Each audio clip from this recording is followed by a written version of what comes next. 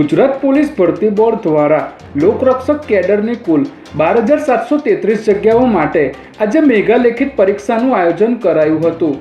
અગાઉ યોજાયેલી શારીરિક કસોટીમાં ભાગ લેનારા અંદાજિત 6.36 લાખ ઉમેદવારોમાંથી પાસ થયેલા કુલ 2,63,345 ઉમેદવારો આ લેખિત પરીક્ષા માટે ક્વોલિફાય થયા હતા, જેઓએ આજે વિવિધ કેન્દ્રો પર પોતાનું નસીબ અજમાવ્યું છે।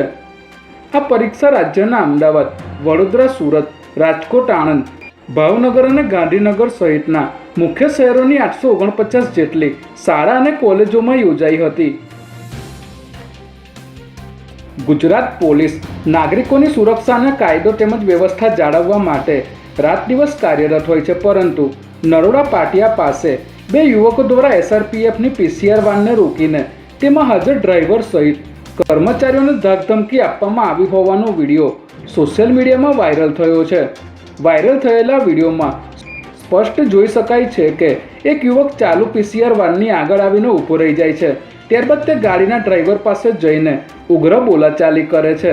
હાલ પોલીસ દ્વારા વિડીયોમાં દેખાતા બંને યુવકોને પકડવા માટે CCTV ફૂટેજના આધારે તપાસ તેજ કરવામાં આવી છે।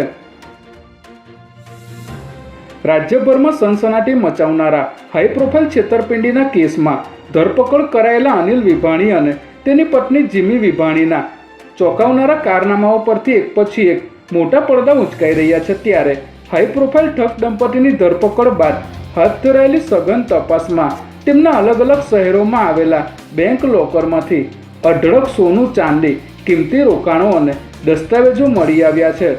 બંનેના સંયુક્ત નામે ચાલતા અમદાવાદની 3 અલગ અલગ બેંકના લોકરમાંથી 4.5 કિલો સોનું અને 837 ગ્રામ ચાંદી મળી કુલ 6 કરોડની કિંમતની મત્તા પોલીસને મળી આવી હતી।